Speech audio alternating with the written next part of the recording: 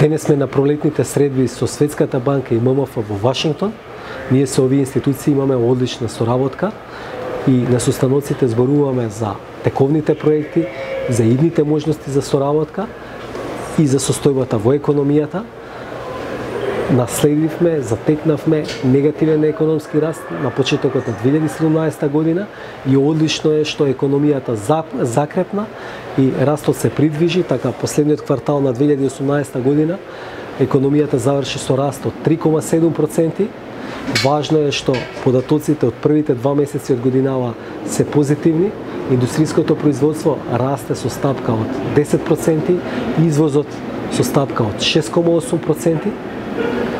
Ние очекуваме дека следниот месец Светската банка на својот борд ќе ја одобри стратегијата за соработка со нашата земја, со Северна Македонија за следниот период, каде што ќе бидат обезбедени 420 милиони долари, со кои што ќе се финансираат изградба на локални патишта, но и на различни начини ќе се вложува во подобрување на човечкиот капитал во нашата земја, со тоа ќе се обезбеди подобрување на животниот стандард на граѓаните на Северна Македонија.